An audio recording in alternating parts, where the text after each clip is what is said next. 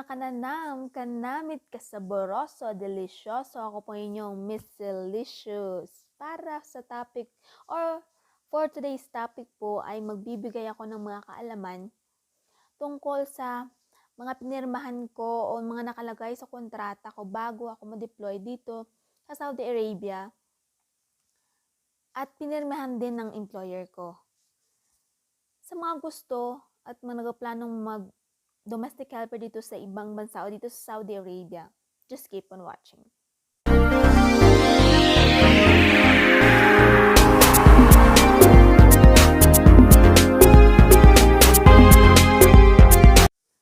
Pag nagpaplano kang mag-apply bilang domestic helper o bilang OFW dito sa Saudi Arabia, ang unang tanong naman is, magkano sahod? May salary reduction ba? May placement fee ba?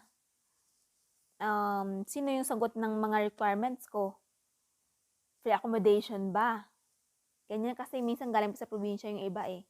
Kaya tinatanong kasi magastos, pupunta na Maynila, ganyan, pamasahe, ganyan.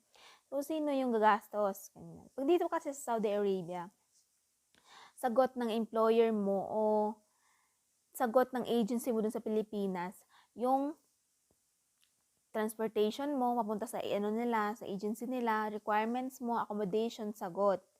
Yung nagastos ko lang, mga personal needs ko, shampoo, sabon, ganyan. Kasi hindi nila yan sinagot eh. Yun yung nabibili ko. Kaya medyo nagastosan din ako nung pumunta ko ng Maynila.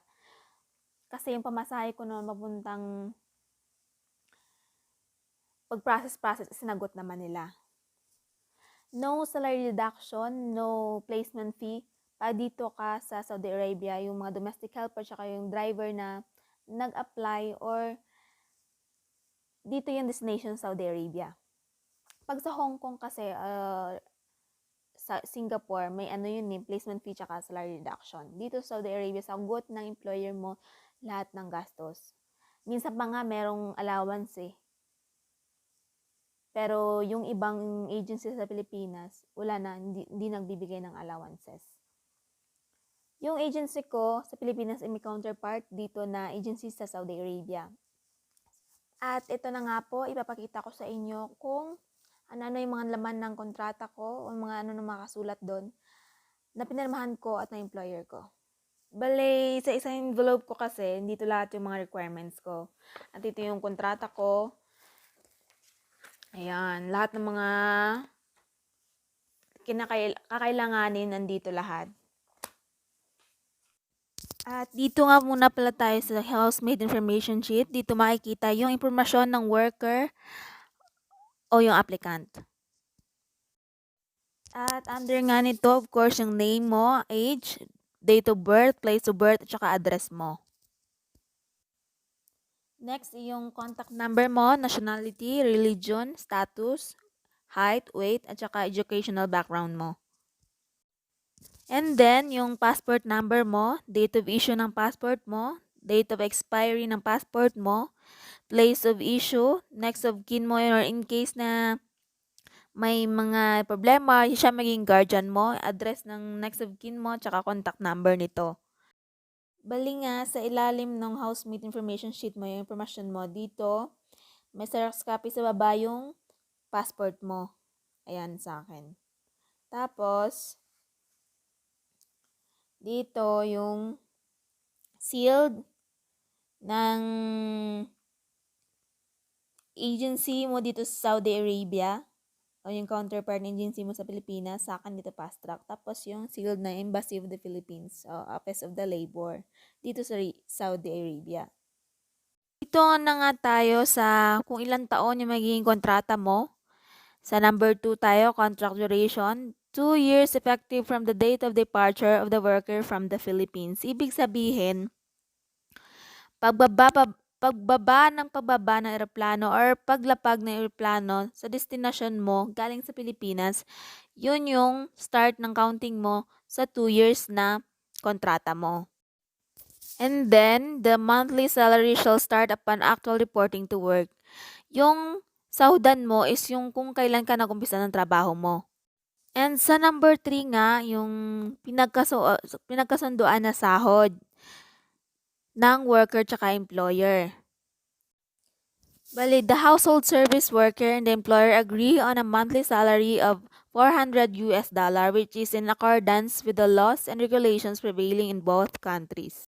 At dahil nga yung pera or currency dito sa Saudi is riyal, yung sahod ko po is 1,500 riyal every month. Pero meron naman pong sahod na tumataas lalo na pag nag-renew contract ka o bumalik ka sa employer mo.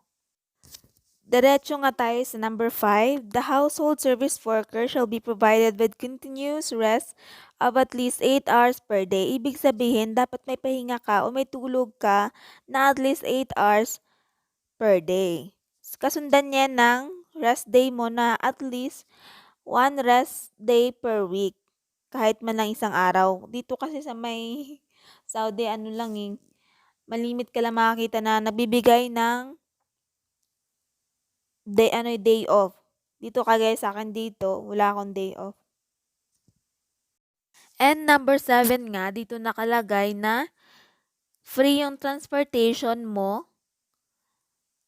papunta sa site ng pagtatrabahuan mo or destination mo at pabalik sa bansa mo pag natapos na yung kontrata mo. Sagot ng employer mo yon. At in case ng example, yung mga pagka-problema or something na hindi mo naman ginusto, sagot ng amo mo yung repatriation mo pabalik ng Pilipinas. At nakalagay din sa kontrata na dapat bigyan kanila ng maayos na tulugan o kwarto, saka yung pagkain mo, saka yung mga pangangailangan mo ay dapat sagot nila. Sa health issues nga tayo, for acceptable medical reasons, yung worker ay allowed na magpahinga at makakatanggap pa rin ng regular na sahod at saka yung mga medical expenses niya ay sagot ng employer. Next, under naman tayo ng special provisions. Sa letter E tayo, the employer shall pay the cost of the household service worker, residence permit or ikama. Bali, sagot ng employer mo yung bayad o payment mo sa ikama, yung residence ID mo. Pag wala ka kasing ikama, pwede kang damputin ng mga otoridad dito. Kaya importante na makuhanan ka ng ikama. Next is yung exit at saka re-entry visa mo and yung final exit visa mo, including ng renewals and penalties resulting from delays, ay babayaran ng employer mo yon. Sagot nila yon. And then, passport and work permit mo yung ikama mo, ay dapat hawak mo yun. Ikaw dapat ang humahawak nun kasi in case nga ng emergencies or something na hindi naman natin hinihingi or something may problema, at least nasa iyo yung passport at saka yung ID mo or permit mo. Next is yung the household service worker o yung worker nga ay allowed na kumontak sa pamilya niya at sa Philippine Embassy or Consulate about sa personal expense or account niya. And ang last part nga po ng iyong contract ay dito makikita yung name and signature ng worker, tapos yung name and signature ng employer, and then yung Philippine Recruitment Agency mo, at saka yung Saudi Recruitment Agency mo. Sana po ay nabigyan ko po kayo ng konting kaalaman at informasyon sa vlog na ito. Sa mga baguhan po, sa mga nanonood sa video to, please like, subscribe, and click the bell button below po para sa more videos. Ang susunod natin na topic or ang susunod natin na tatalakayin sa next video ko ay tungkol naman sa mga requirements o mga kailangan na i-process bago nag-apply ka bilang domestic helper o bilang OFW. For now po, bye!